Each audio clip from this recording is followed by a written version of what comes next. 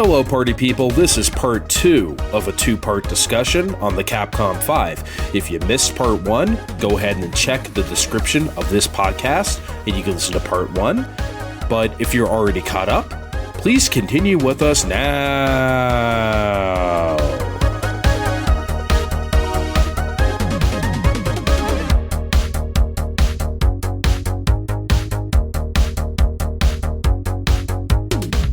Alrighty, we're back, and we're going to talk about my absolute favorite game of the Capcom 5. One of my favorite games, I don't want to say of all time, but it is definitely one of my favorite GameCube games. It's one of my favorite adventure games. It might be my favorite art style in a game, and that is Killer 7. So again, I always like to start these with Trey just because you were in a different place in your life. So this was a relatively obscure game, even among the those in the know and following the Capcom 5. Because after Resident Evil 4 came out, it was just like, okay, whatever. And, you know, we're in 2005, you know, the Xbox 360 is around the horizon. So, you know, we're starting to get to new systems, but the old ones are still not irrelevant. But it was starting to be slimmer and slimmer pickings for the GameCube at this point. And Killer 7 was just that bright spot for me in a way that I cannot describe. And of course, it introduced me and you to the man we know and love as Suda51. Yeah, and I definitely am one of those type of people to where, let's be completely honest, the charms of a Suda51 I got into later in life. In 2005, I was aware that there was a game called Killer 7. That's about it. Yeah. That's the whole story. Yeah. It's a truly adult game, though, right? Not just because it's rated mature and the themes it deals with. It's really a game that's only going to be enjoyed by adults. Maybe late teenagers if you're weird enough. Like maybe if I were like 17-ish, I would have probably gotten into Killer 7. I mean, this game came out when I was like 23, 24 anyway, you know what I mean? So it's not too super far off from that, but I was an adult and I was really into it, but it is an adult game. I think we can agree on that. Yeah, I want to remember and say that this came out the same year that a little film called Brick, directed by a now pretty famous director named Rian Johnson of Glass Onion and Knives Out and all that fame, came out. And I say that because there's like they're definitely not remotely the same type of experience, but the whole point is that we're putting on this film noir sheen onto this sort of thing. But how Brick tries to do that sort of thing is trying to modernize it into like a teen movie setting, a thing that's, even if you were not an adult, you're being fed this dense language. Where you get it is it's a teen movie. Killer 7 does not do that at all. They say, here are your characters. Here is this. Here you go. If you can't understand it, we're not going to slow down and explain it to you. It's just going to keep being this way. I think the biggest info dump you get in Killer 7 is after you complete Chapter 1, because it explains the state of the world. You know, it's the near future, probably 20 years in the future, past whatever it is now, and we can't do air travel anymore because, you know, this and that political reason. It lays out the entire thing, and it lays out the conflict between the United States and Japan. And that's the whole political backdrop for this. Oh, no, did I say political? Oh my God. Dear. I mean, like, if this game proves anything, Trey, it's all the nonsense, like sensationalist, like fake outrage every time a game is like quote unquote political, whether it features like actual political themes or just like, you know, it features, you know, oh no, a black person exists, therefore it's political, know, like those kind of people. No, this Forspoken game has a lady with curly hair. Oh dear. Shit. Oh, this Smith character, he appears to be a black gentleman. Oh Lord. Oh dearie. The Smith character of many Smith characters. Yeah. But like, Killer 7 is like one of the more political games ever made.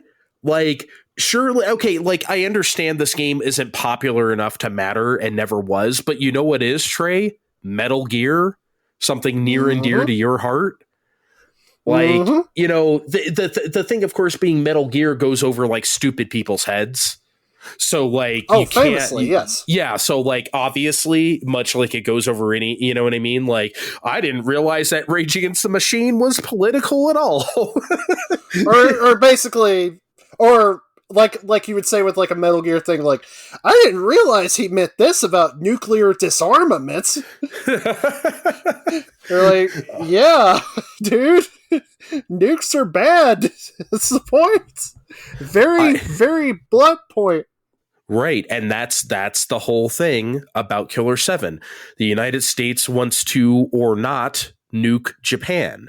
That's the whole backdrop for the conflict of the game. And therein lies all the weird shit that goes on. So I beat the game recently on Steam last year for the first time since I beat it on GameCube, and it was a wonderful revisit.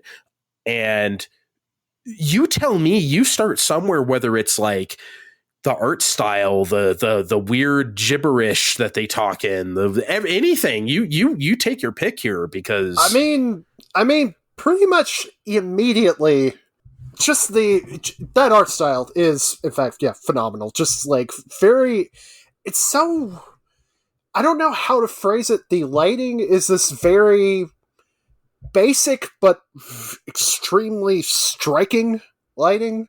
Like, blues pop as blues, you know, just the type of thing that when you try to explain it, you sound kind of like an idiot, because you're like saying, you know, oh, this blue thing is blue. But you're like, no, it's the vividness of it. It's all this sort of how it looks, how these characters are mostly kind of simplified looking characters, but you know who they are and you know their personality.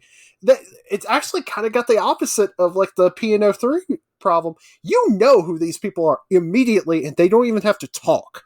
Yes, you know who they are. Yeah, and it doesn't feel. It's funny because you could say they interrupt your like proceedings a lot, but it doesn't feel like an interruption. I'd rather sit there and talk to Iwazaru than like, you know what I mean? Like, that's the best testament to the game. Like, it doesn't feel like I'm being put upon by like listening to this dialogue, because it's like insane. I can't wait to see the next insane thing that comes out of Travis's mouth. Right? Yeah.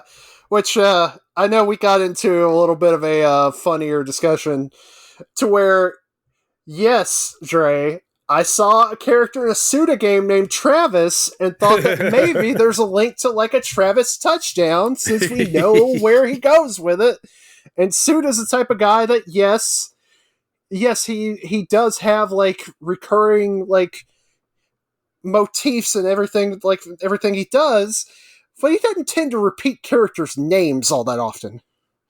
Although I say that, and I might be misremembering that entirely, because like Killer is Dead, I think might have a similar name for their leads. The lead in Killer is Dead is named Mondo Zappa. Okay, then never mind. Not even close. Never mind. Not even close then. But still, Mondo Zappa, like, come on, man. Garcia Hotspur in Shadows of the Damned. Like, these are like the closest you could say is, well, there is a Garcia in Smith in Killer 7. That was painful. I'm sorry. I didn't have to say it that way. No. It hurt me, but it was necessary. But no, man. And once you figure out it's weird to say it this way, the language of this game and the way it speaks to you, not the literal language, of course, but just like artistically, it's something someone can really get into. But obviously, this was never going to be a mainstream hit, no matter what. And, you know, maybe that was the point. They just, Suda51's going to make whatever he wants, but Suda just doesn't make games that way. It's almost impressive how many big publishers he's even gotten to work with, when you know full well, if he makes the game that he makes, there are going to be some fervent people that enjoy this, and the rest of whomever are going to go like, what? yeah. Shadows of the Damned is unfortunately another good example of something like that. Yep. Lollipop Chainsaw, I want to say it was probably the most quote-unquote successful of those, but that may also be going in hindsight just because of the James Gunn connection. And no, I think you're correct. I would say that was the most successful, not just commercially, but in people's minds too. Lollipop Chainsaw is way more known than like Shadows of the Damned or something. Mm-hmm. And also, and at that time, he probably made a very wise decision to like James Gunn, even before Guardians of the Galaxy, was at least pretty well known as far as like a film figure. He even make like a cult movie like Slither, and then near 20 years later, he now runs one of the two biggest comic book movie studios in the world. Which so I don't think is going to work out at all. But probably that's not. Story.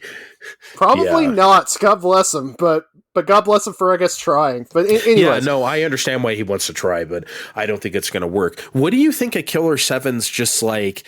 Obviously, the very unusual thing about this game is that you don't control your character in real space. You just literally hold that A button, and you just move. And you move along the path. Yeah, you do that, and if you try using the stick in any sort of way, it's mostly for turning you. Yeah. For just kind of, it is extremely, it's a lot to get used to. I'm not gonna lie, but it is still, you get immediately what Suda's trying for, as far as he does not just want to make a game that is just, okay, point, shoot.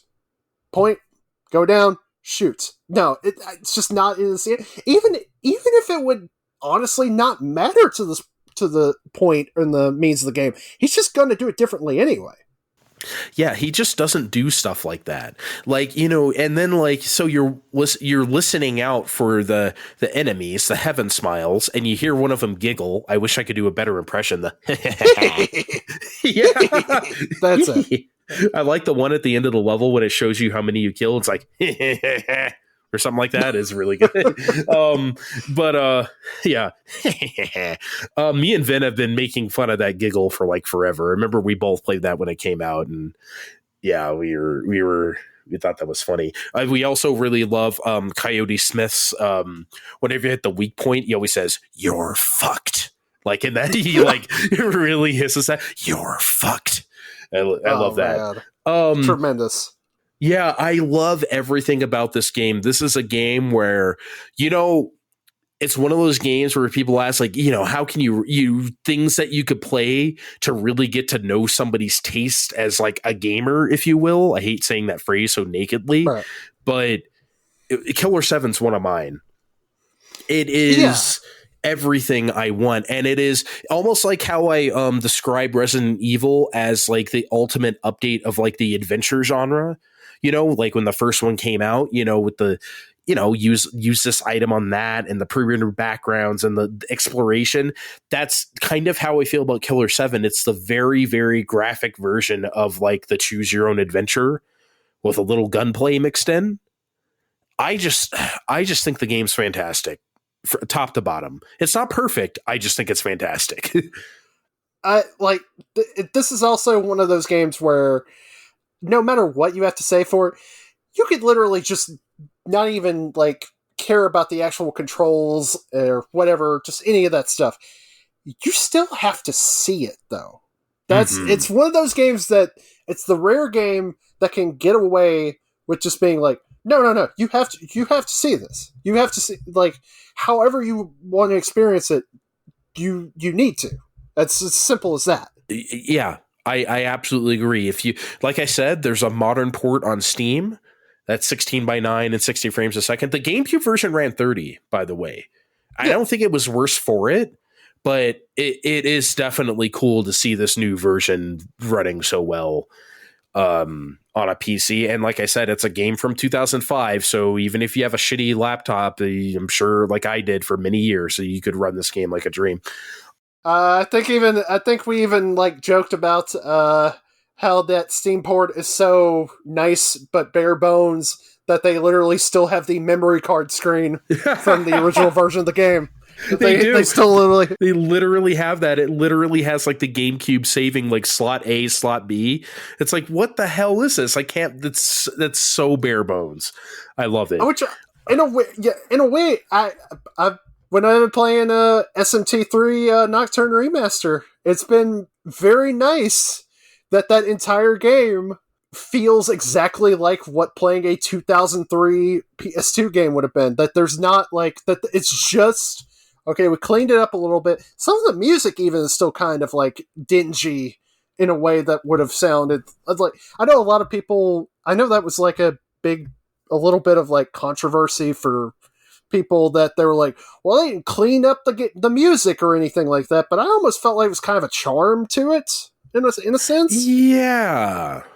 You know, it's interesting. Like, I just played that, a couple years ago, that Mega Man Zero ZX collection, you know? And obviously Game Boy Advance and occasionally DS had that really muffled sound. We talked about this when we talked about Castlevania Advance Collection, right? Mm-hmm. And M2 did a bang-up job cleaning up that sound.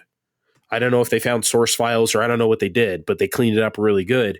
And it's pretty cleaned up on Mega Man Zero ZX collection as well. So I don't know, but you don't have, that's like an extreme case, right? If we're just talking about like regular PS2 compression of sound, I don't think that's a big deal enough to be like, you know, I think you're right. I feel like there's a reason why it sounds the way it does. Like, do you remember a couple years ago where someone found all the samples, the original samples that they used on like Donkey Kong Country from like a Korg synthesizer or whatever, and then like put out the music like here's what Donkey Kong Country sounds like uncompressed, and it just doesn't sound right at all because David Wise chose those samples because they were going to be compressed.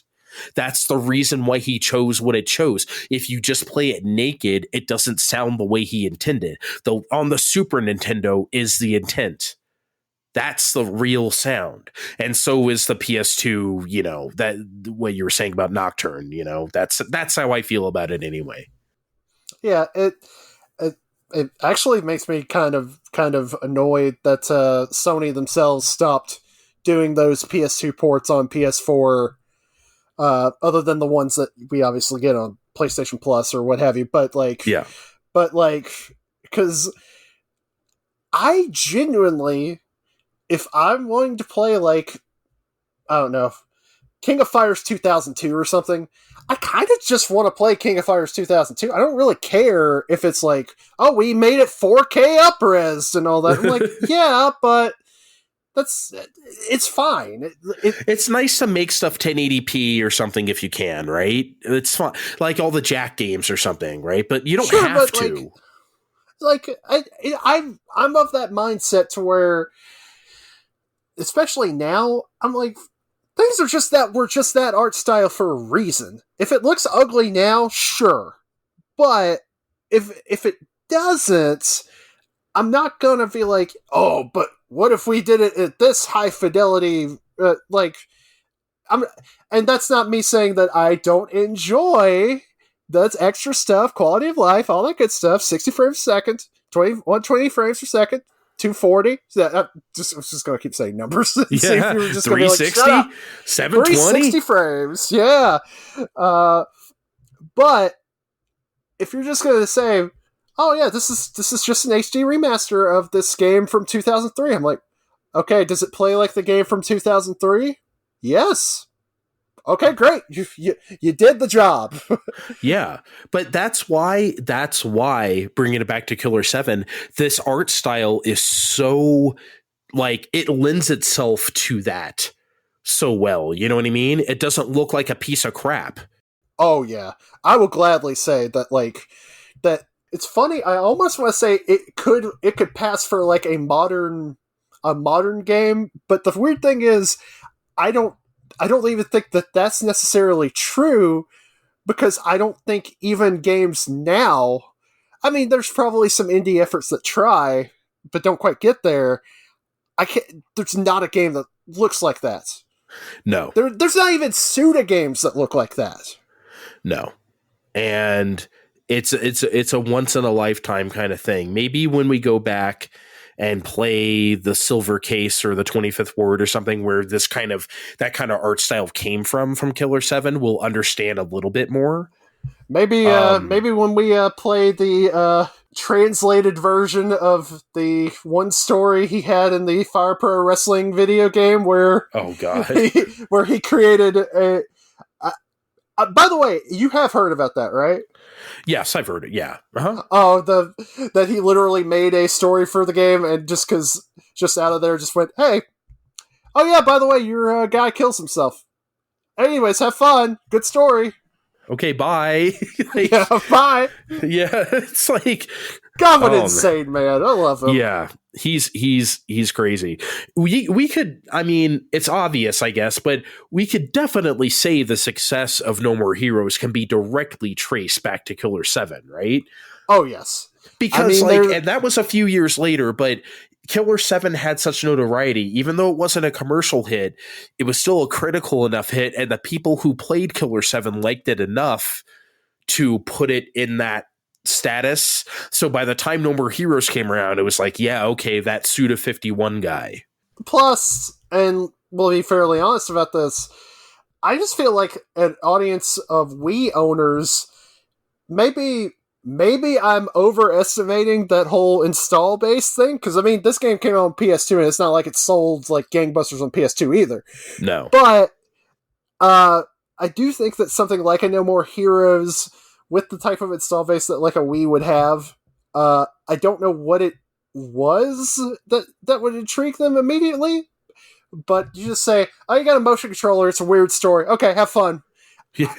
I think we just started liking that better as time went on, or more of us did, or just I don't.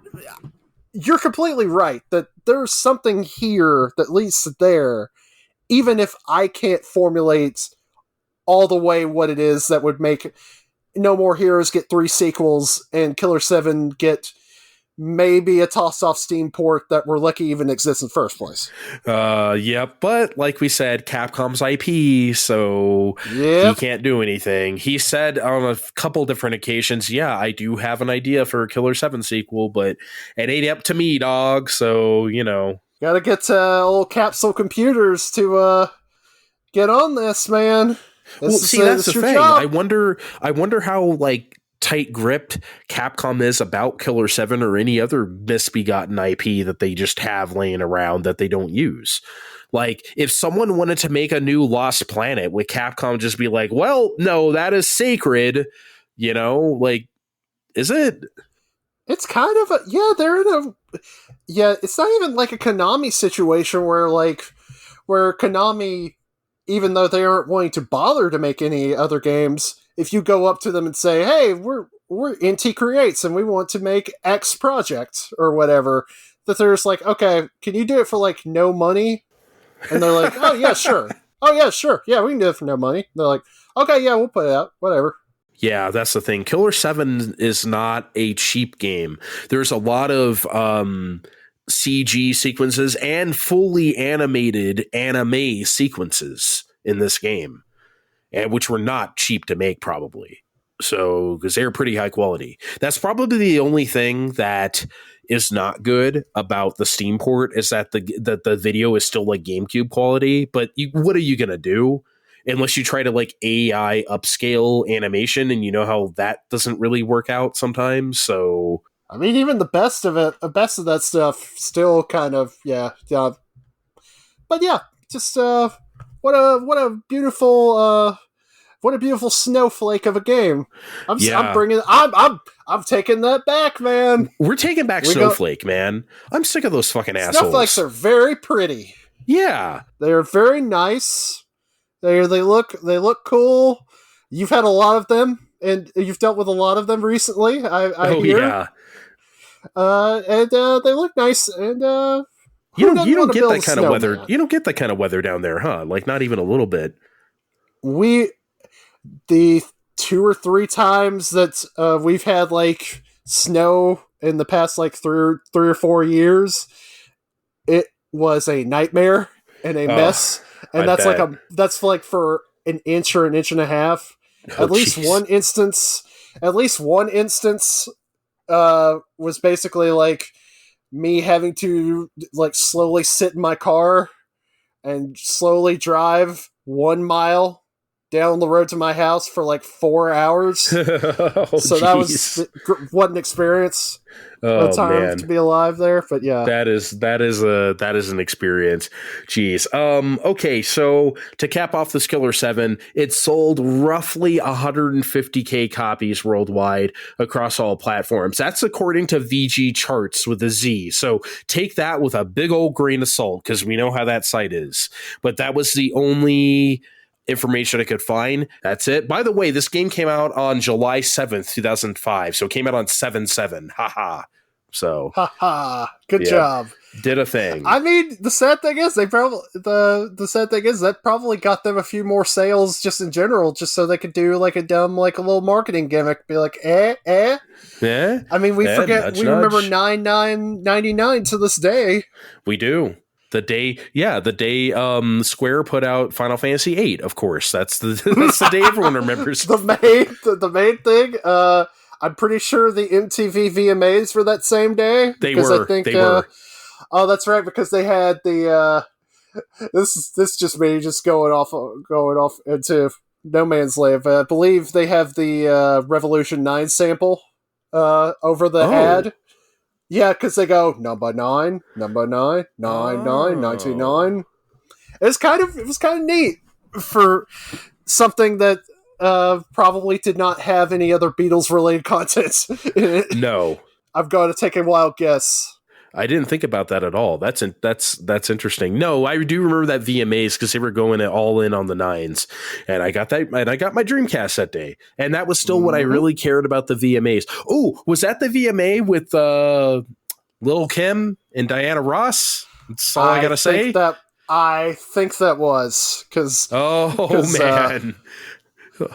Jesus! She got one boob out and then one not boob out, and then a little. I just love that Diana Ross just straight up like she didn't care, like she just had to touch it. I mean, it's Diana Ross. What are you gonna do? Like, I mean, yeah of course.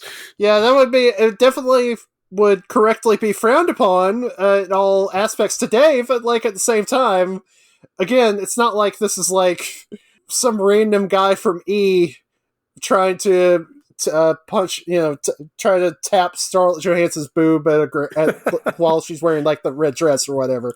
No, this is Diana Ross here. Yeah, this is Diana Ross. She can do whatever the hell she damn well pleases. Okay, one more game in the Capcom 5, and that would be Dead Phoenix. And that would be a prophetic name, Trey, because Dead Phoenix stayed dead. This game never came out, famously. And it's funny though, it's the Capcom 5, but it's the Capcom 4, really. But we still respect what could have been with Dead Phoenix enough to still call it the Capcom 5.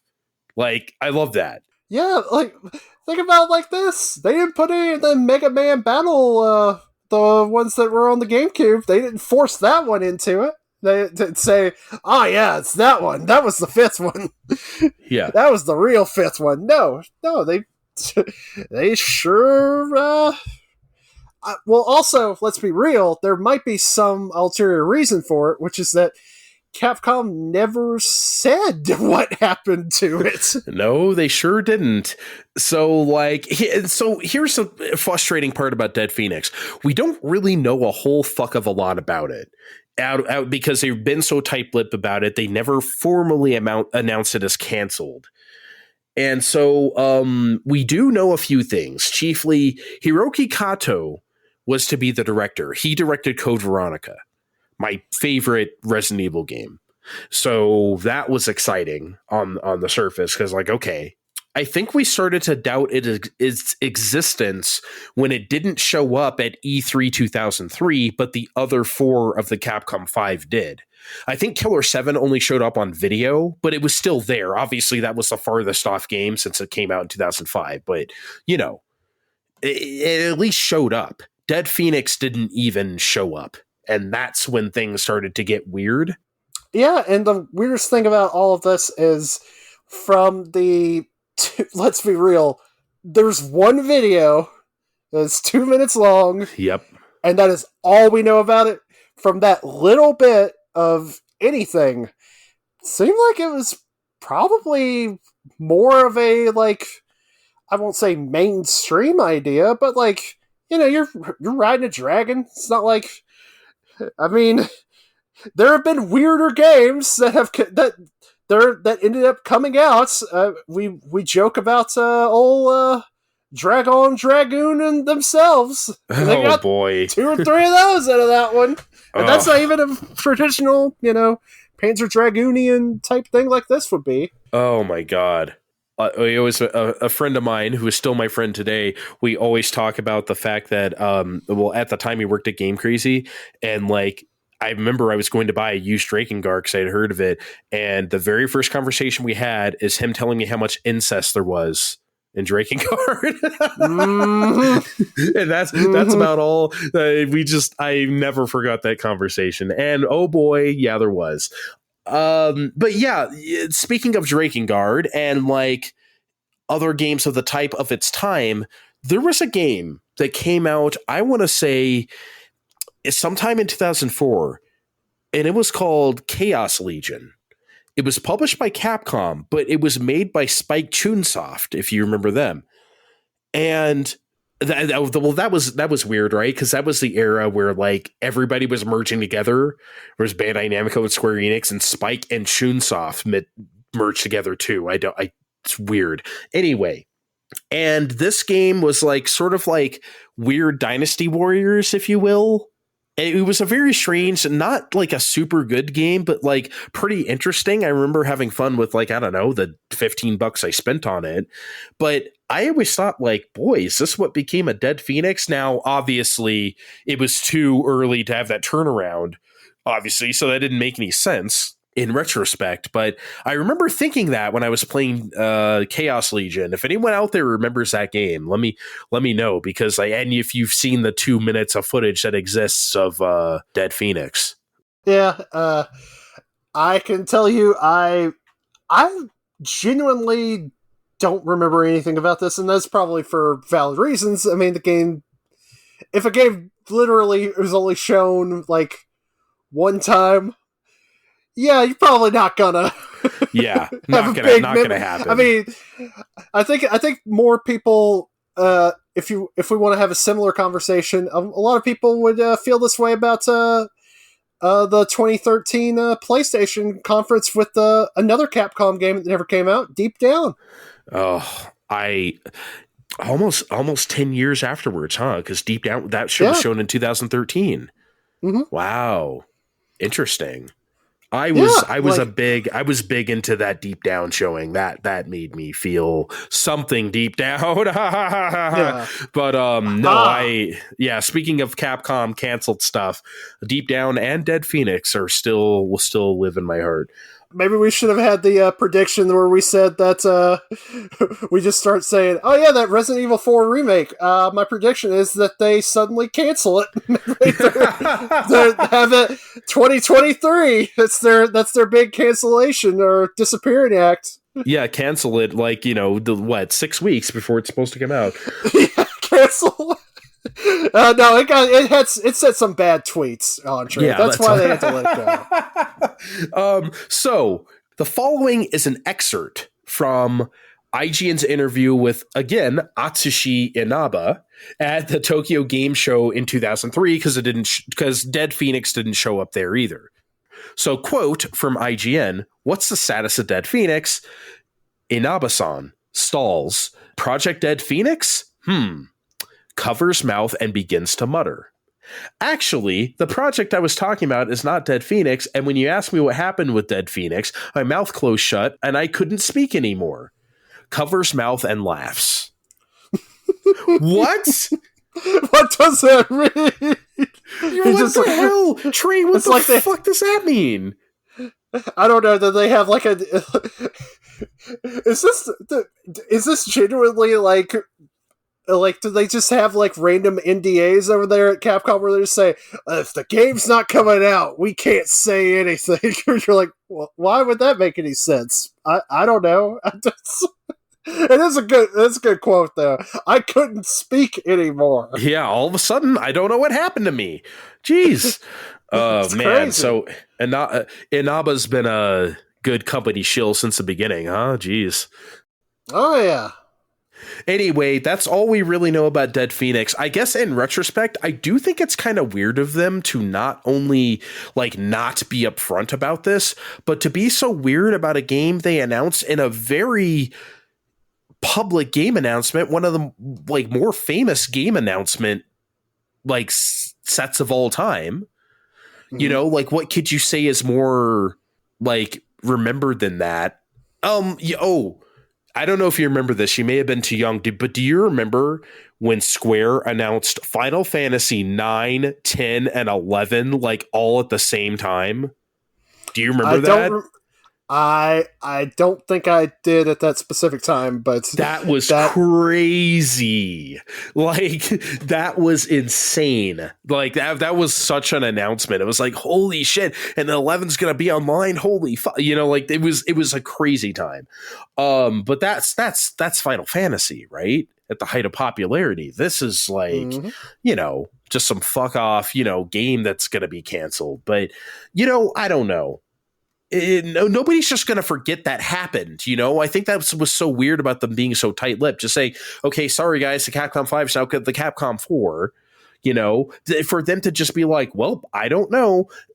For it to be such a gamer-forward presentation, it was oddly corporate and weird of them. Yeah, that's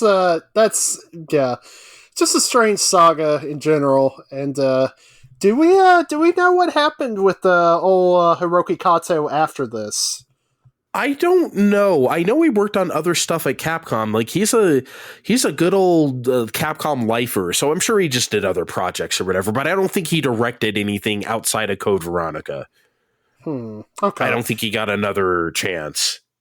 So, because obviously we know where Mikami ends up, which right. the saga, the great saga Shinji Mikami, a guy that I'm not sure still even has a game studio, even though it is his game studio somehow. I don't know, man. We never know. I don't know if he works there or not anymore. It's really tough to say. I have no clue what that guy is up to. But we will talk about him some more and talk about sort of the aftermath of the Capcom 5, almost at the PlayStation 5. We're talking about the aftermath of the graphics on Capcom 5 after this.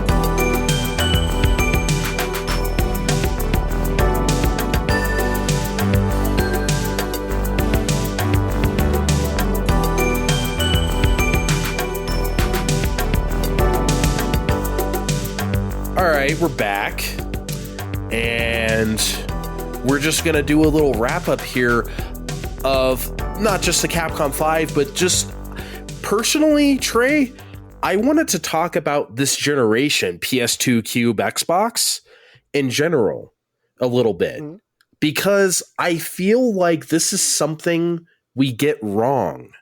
We look at wrong, I should say. And that extends to the Capcom 5. The Capcom 5 is largely considered a failure, but I think that's unfair. And I'm just going to lay it out here. I'm going to say a lot of words. You interrupt me at any point with anything you got to say about it. Okay. So in terms of raw numbers, like, sure, the only game that really did numbers was Resident Evil 4, as predicted. But if this project was about invigorating a stale third-party games, landscape, wasn't this a resounding success then? I would make the argument that that's completely true. I also do firmly believe that the PS2 generation really has this interesting through line. We've brought it up before with like creative types. Make your jokes about Ion Storm or Gathering of Developers. Traveler's Tales. Traveler's Tales. Like, make your jokes accordingly. But that we were in a generation to where we were being told that, like, okay, the only way that we're going to keep being able to, pump this out, and it's not just going to be Grand Theft Auto sequel after Grand Theft Auto sequel, and that's what you got. Not that those games are bad, but of course, they were just so way above everything else in that arena. Is, well, you're going to have to get kind of weird. Mm-hmm. You're going to have to get at least kind of weird, and you could tell that, like, Mikami especially. I always feel like his muse was always this feeling of, okay, in movies we had what a lot of famous actors would have the quote unquote, I'm doing one for me and one for you type projects. The ones where they'd say, okay, I'm going to do this big sequel. Obviously, Resident Evil 4. Yeah. But then Mikami would, do things like Piano 3, like God Hand later. Yes, God Hand. Especially where it is very, very clear he made the exact game he wanted to make. And whether you liked it or not, that's not for consideration. No. That is okay, if you like it, great. If you don't, well, I made it for me. That's I don't know what to tell you. That's what's so refreshing about Vanquish, right? Because, yeah, it's a third-person game. Yeah, that was popular at the time, third-person shooter. But he made the kind of game that he wanted to fucking make. And that's it. Vanquish is a Shinji Mikami game, and that's it. But as far as the Capcom 5 goes, like, everyone knew about those games and talked about them.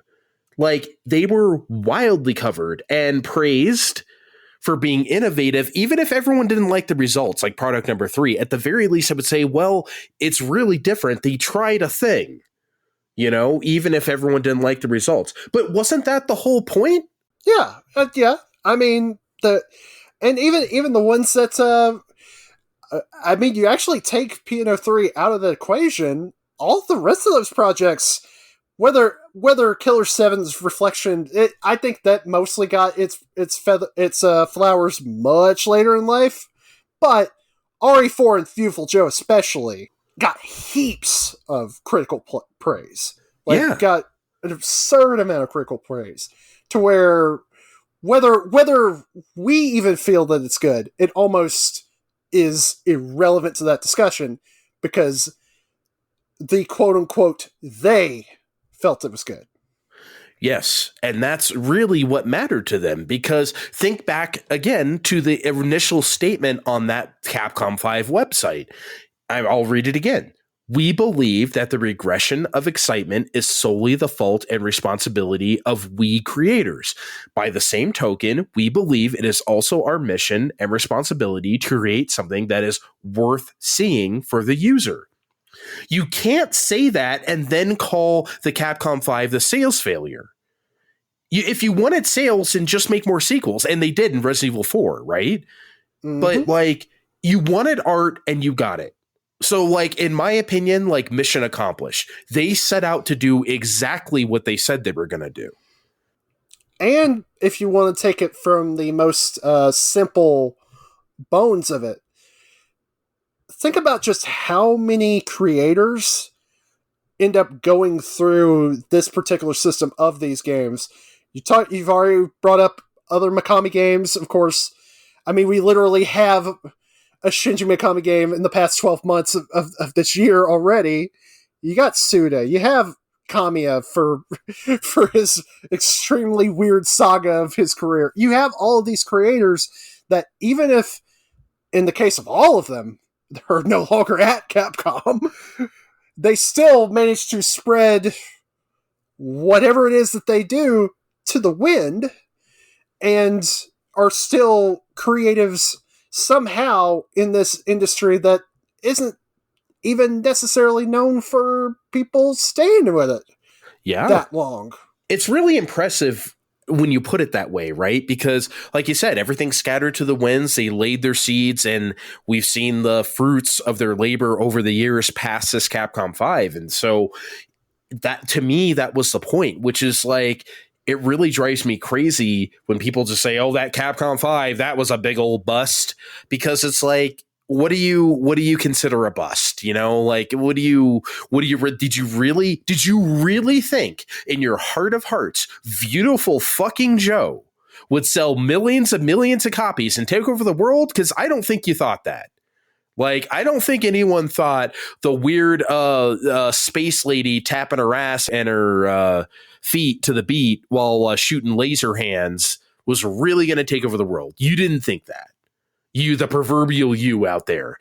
So, like, right. Let's not sit here and call it a big old flop, because I think that's just not fair. It's such a weird sort of thing. The relationship with how larger gaming, like, you know, history and the like treats the GameCube, it's still so weird to me, because it really feels like it ebbs and flows so often. Because we can talk about the fact that, yes, the system was the third place system of that generation.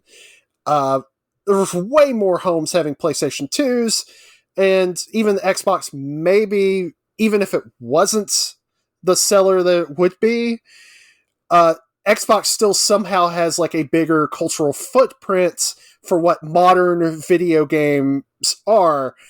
And yet, let's not forget, of all those three platforms, not to take it back to one of my least favorite hobbies I'm learning over time, which is used game collecting at the moment, as it turns out, there's a freaking boom on GameCube games for almost seemingly no reason.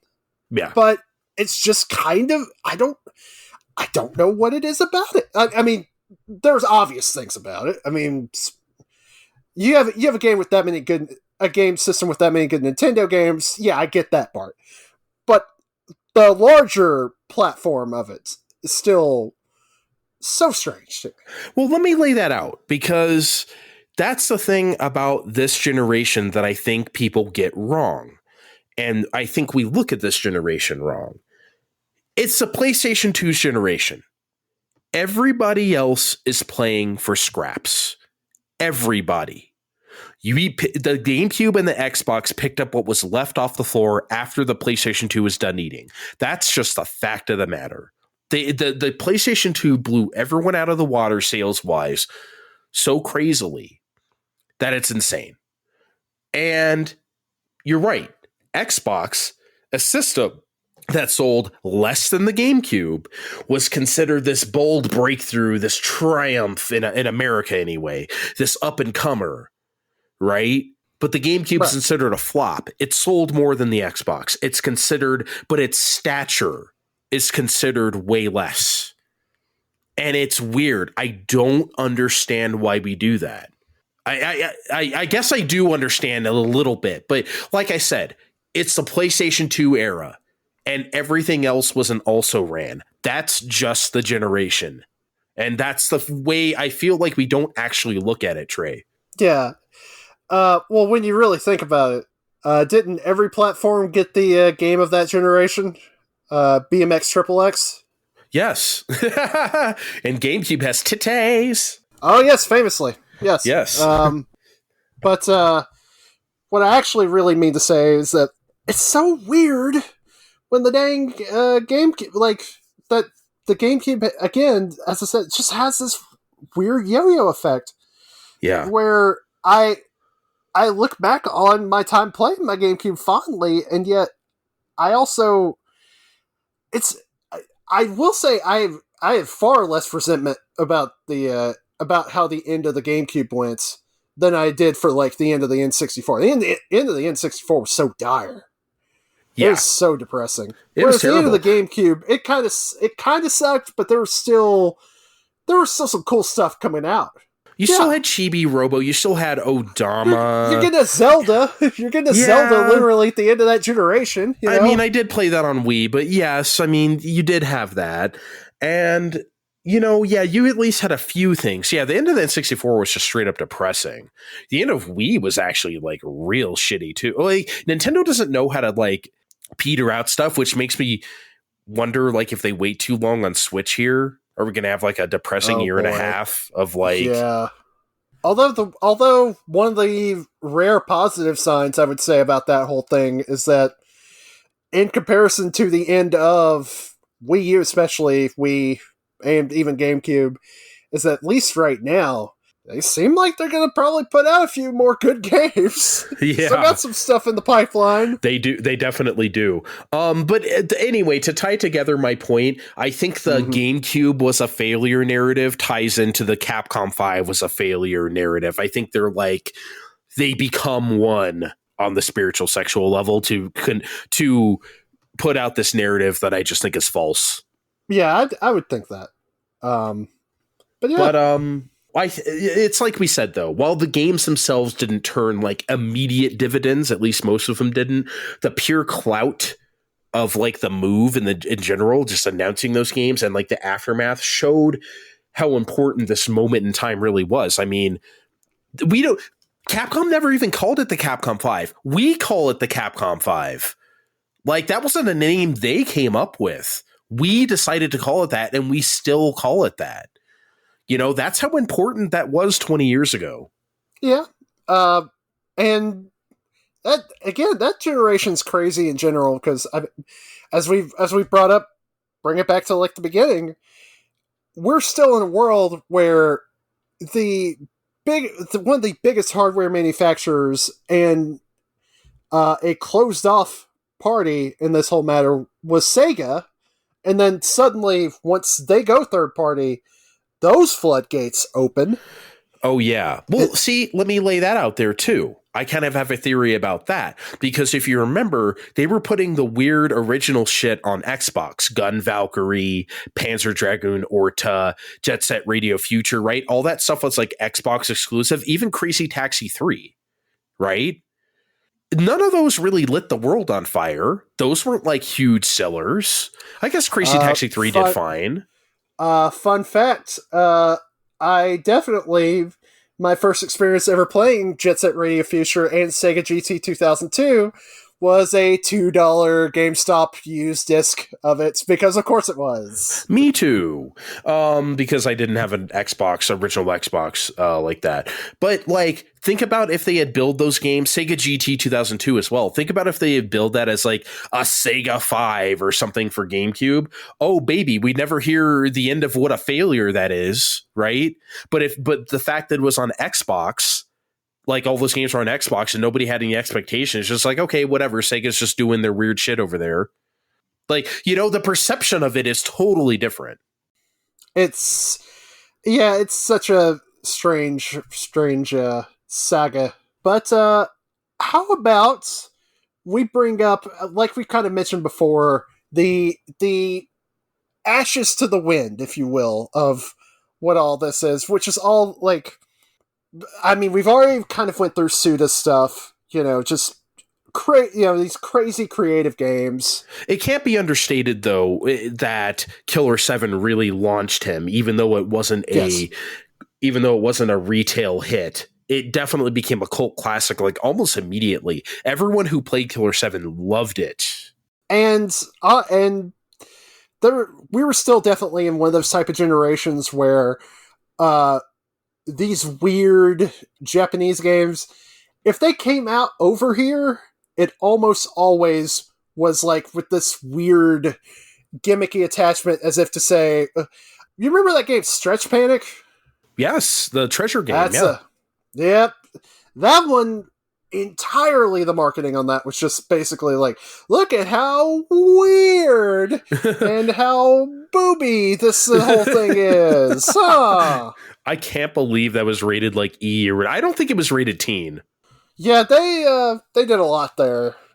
They definitely satisfied a couple of weird fetishes back then, I'm very sure.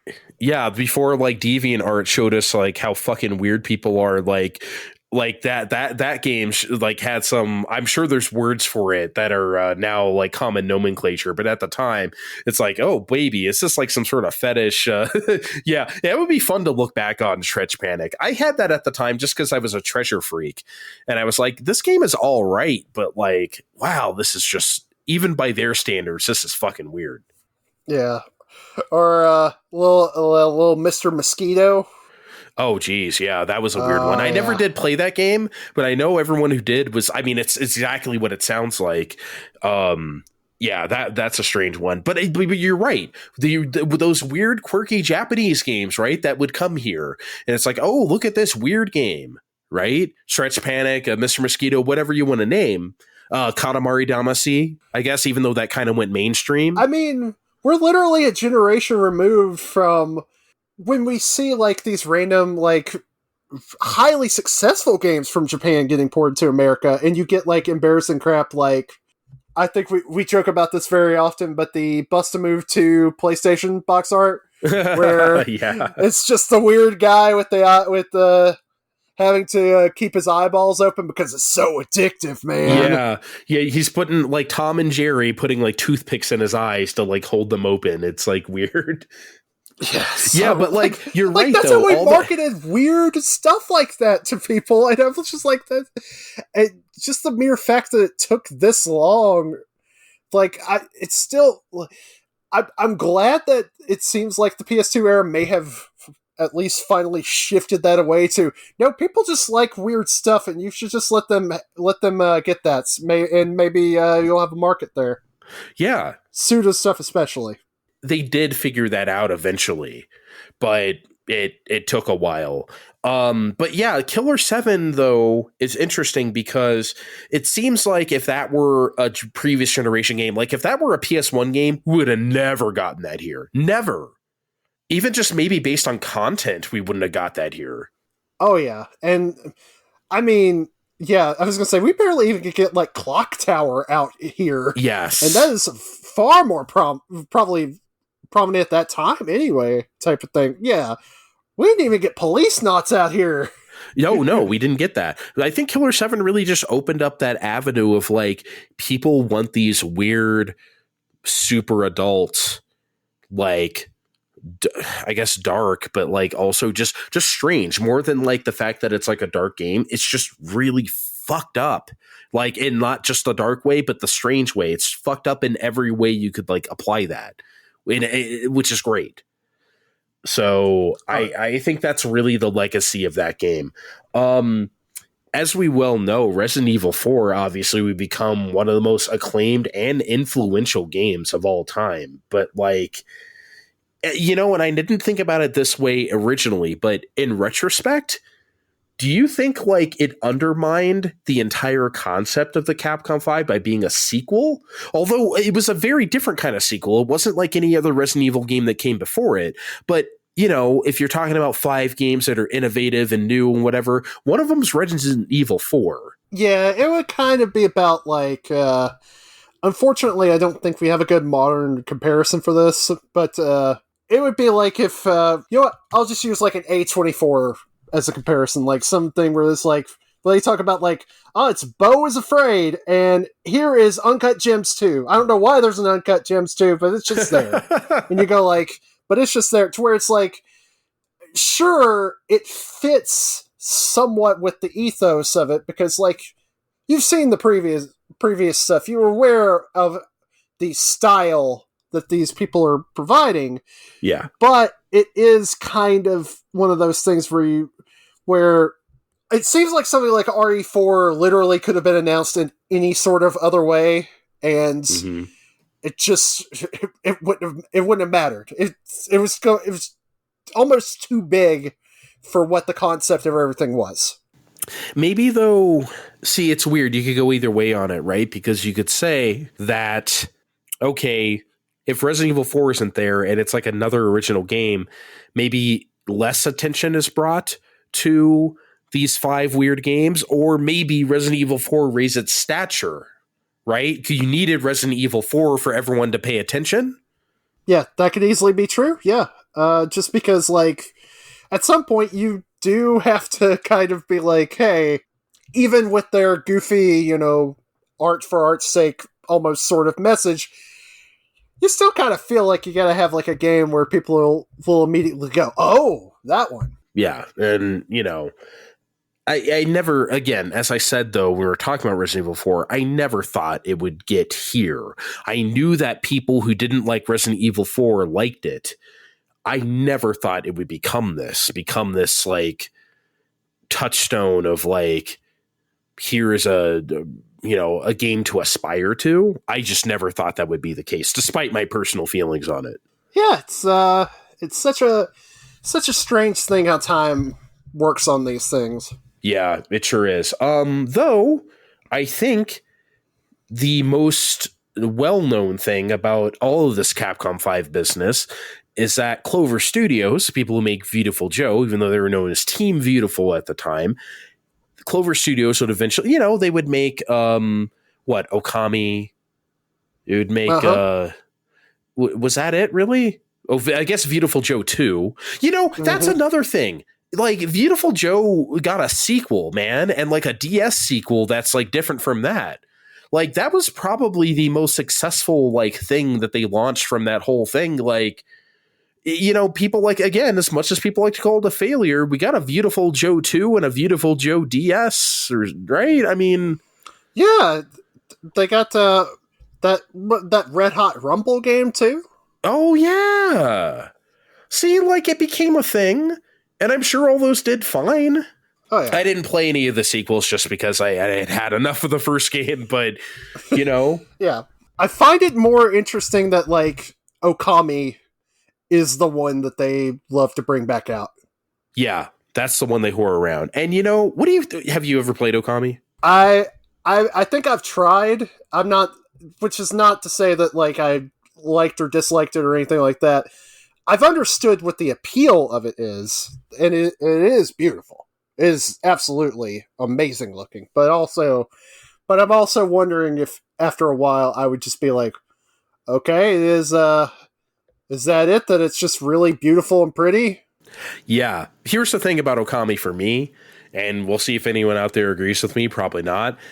It's a really good game, and it's probably the only game, not everybody, but like people say stuff is like Zelda-like or Zelda-inspired, and I almost never call any game Zelda-like or Zelda-inspired because I don't think anything is like Zelda.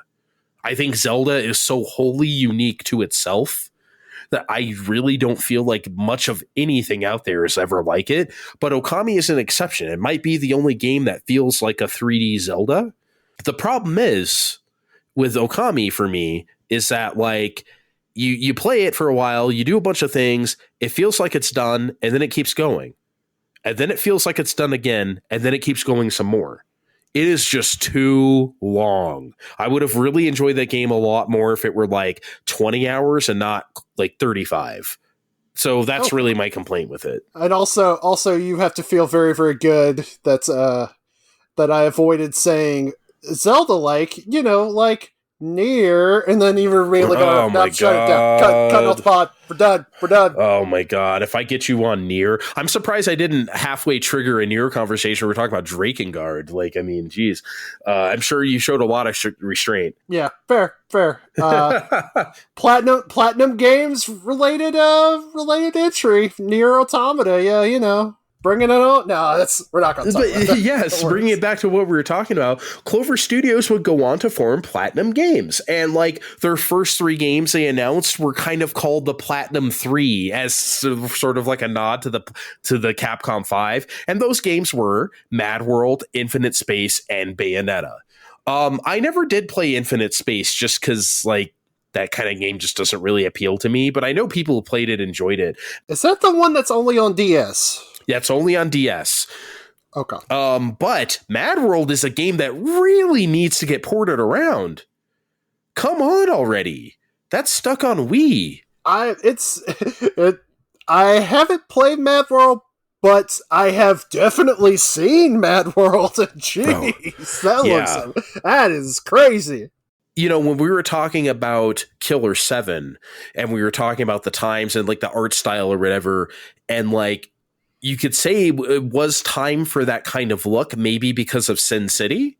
Maybe so, yeah. But like Mad World takes the Sin City thing to like a very high degree, obviously. So like, you know, it's a very appealing game. If you've never seen it. But yeah, the Platinum 3, Mad World, Infinite Space, and Bayonetta. Obviously, anyone who listens to this show knows Bayonetta is maybe my favorite action game of its type, like ever. Like no real contest for me. Pretty flawless in that regard, yep. So yeah, I'm glad you haven't played Infinite Space either, because I have not. But the only game that has no legacy whatsoever is product number 3. And I think that is so sad and so wrong. Like, this game deserves something, man.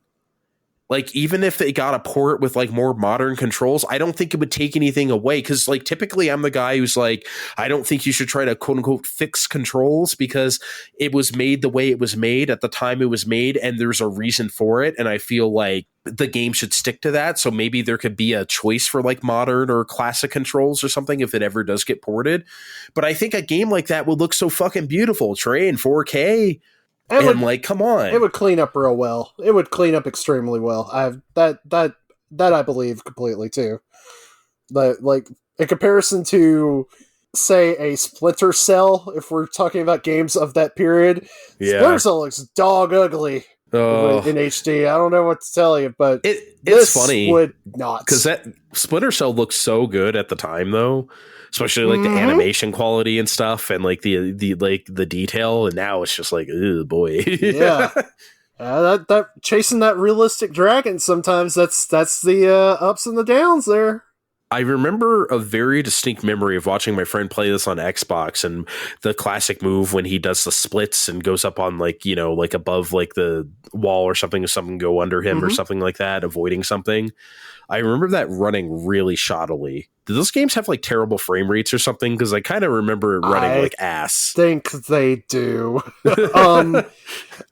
Even the vaunted PS3 HD port that they did, like, because Ubisoft did a bunch of those quote unquote HD versions of that and like Sands of Time and, you know, a few other things.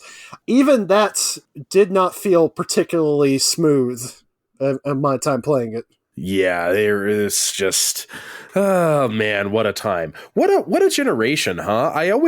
People always like, I don't know. I always talk about this generation as like the time of least innovation, which is like kind of true, but that doesn't mean that that's bad. It was an era of refinement, not innovation, which, you know, you need sometimes, but do you agree with that?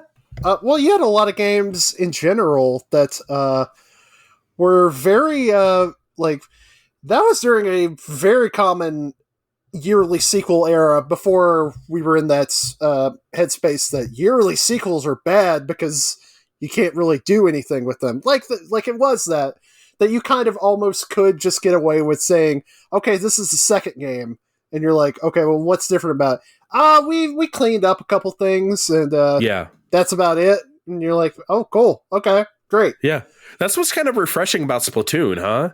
Like Splatoon 3 is just kind of like, yeah, here it is. Oh, you know, these few things are better, but you know, cool. Hey, here you go. You know, and sometimes we need that.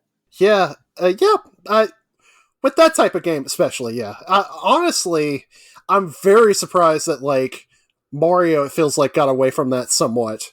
Like at this point, I had really thought that they were just going to be like 2 years down the line after Mario Odyssey, they're just going to be like, all right, here's the sequel. It's just 5 new little worlds we're in. I'm shocked that they didn't do that. I'm actually really shocked they didn't. I fully expected them to.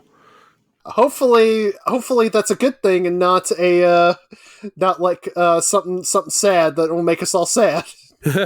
Well, yeah, I hope. Well, I mean, I was expecting like a Odyssey 2, like a Galaxy 2. You know what I mean? Like Right. the same engine, the same graphics, use a lot of leftover stuff from the first one that you didn't use before, and then like add a bunch of stuff to it. You know, your classic we don't really have a record to put out this year, but here's 7 songs left over from the last sessions, and then we can kind of put together a few more, and here you go. You know, I'm okay with that because I like Galaxy 2 more than the first one. It's so funny also that it's like that it's Nintendo doing this when they're like one of the few companies that's honestly I mean there has been some examples where they probably shouldn't have let that happen, Pokemon, where it kind of kept doing sort of the same thing and then somehow it messed up everything. But if that happened with like a Mario or maybe not a mainline Zelda, but more if they put out like I'm surprised there's only like 2 Hyrule Warriors games on there, for example. Yeah. Like I feel like they could do one of those like every like I don't know nothing about game development, but it feels like they could bang one of those out there like every like year and a half. I mean, they made 3 Dynasty Warriors Gundams in 4 years, right? Like those were coming out, right? And I loved them. All 3 of them are great, and all 3 of them are pretty different from each other. So, like, if you really want to crank that shit out, Omega Force is ready. Just don't do what Dynasty Warriors 9 does, and then everything will be okay. It's okay. Yes. Never do that. Nobody follow Dynasty Warriors 9 example. What a generation, huh? I don't know. I look back on this era more fondly.